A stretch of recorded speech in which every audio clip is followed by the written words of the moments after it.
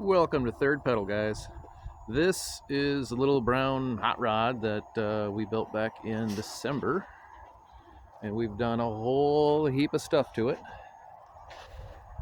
I wanted to show it off before it leaves today. It had to come back because of an issue, and wouldn't you know that the issue was with the one thing in here that I didn't want, the automatic transmission. Whose fault is it? Well, it's got an old style 4L60E in it and still had the old 10 vein pump, and the 10 vein pump split into three mostly same size pieces, and now it has a 31 spline pump in it, which hopefully will not split into any pieces. So let's get on with what we've done here. So this is a 1996 C1500. This truck, believe it or not, has 316,000 miles on it. This used to belong to the brother of my client, and this vehicle is actually the very first vehicle to show up from local people when I moved up here. So to go from I'm trying to find an oil change and maybe some tire rotations to, hey, build my brother's truck, that's pretty cool. His brother unfortunately passed away, and that's how my client ended up with the truck.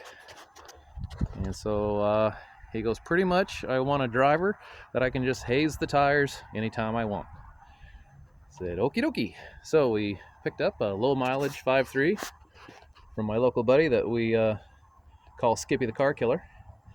That's actually his name. And we put a Brian Truly cam in it, the smaller one, the 498 lift, so we didn't have to put new springs in it. And then the ACES system, the jackpot system. The ride here, ACES has been great. Had a couple of issues getting things started, getting things connected.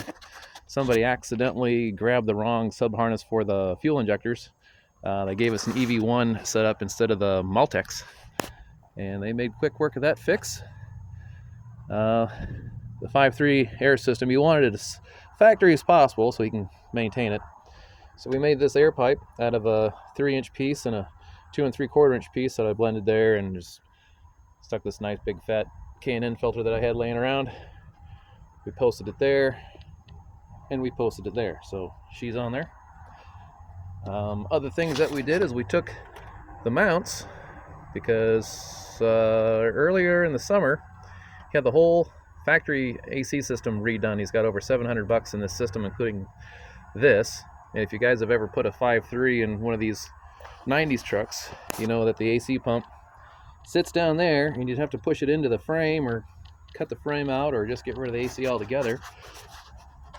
So I thought, well, how hard is it just to use the mounts off the 305 on the 5.3?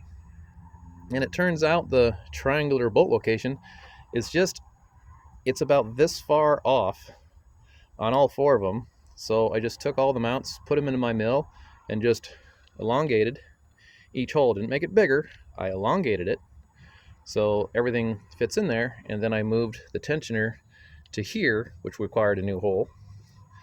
So we did it on that mount, and we did it on the the alternator mount, and everything works fabulous. Another thing that it came with is the mechanical fan. I would personally never run a mechanical fan on stuff that I'm building for myself because they make noise, they suck power, and they waste gas. And they're ugly. Yet they are very, very dependable.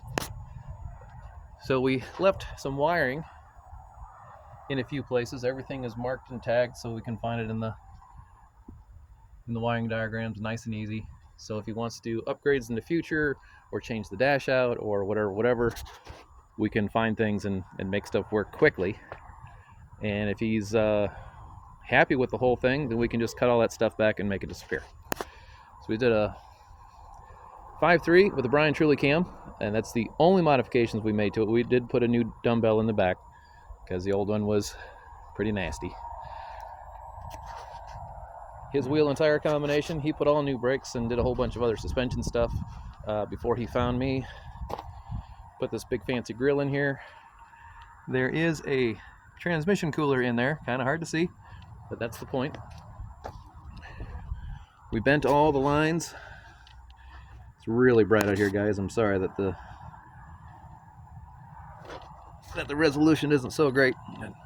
Bent all the tranny lines to go through here and back into the motor, made the air induction.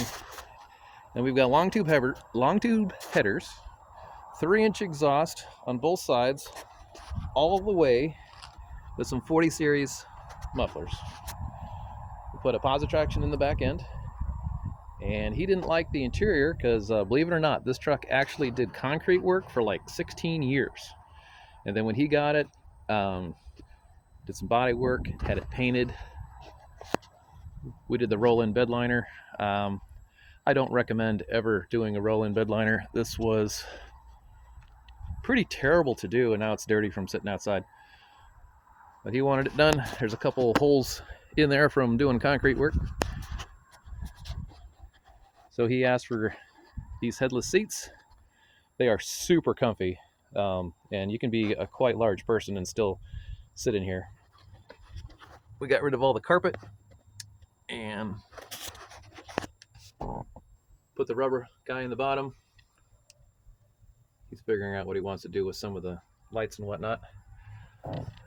Put a new headliner in it. Cleaned up all the plastic. Put new back carpet in it.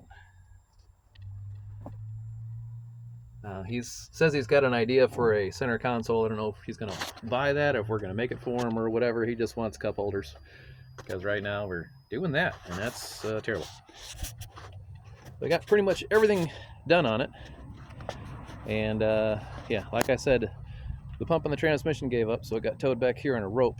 Wasn't real happy, but long enough timeline, everything will fail.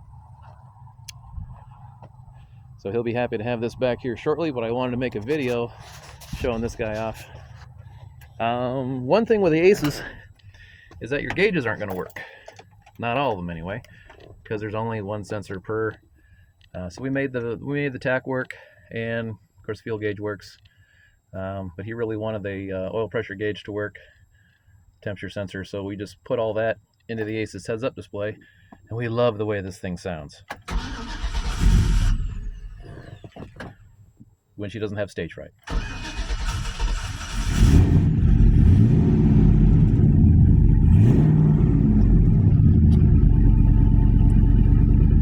So the speedometer doesn't work, and it's covered up anyway. So we just come up here and just cross here, push that. Now it says mile per hour. Go back, and now we can run it down the road. Oil pressure, map, da-da-da. You can change these out for about 40 different things, I believe. But anyway, let's go listen to the old girl purr.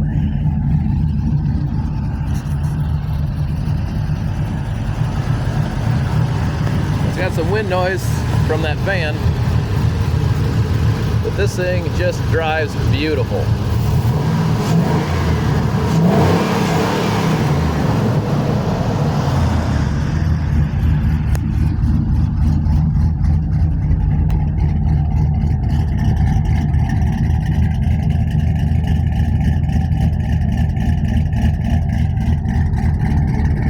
I do hope the phone picks that up as well as it sounds to me.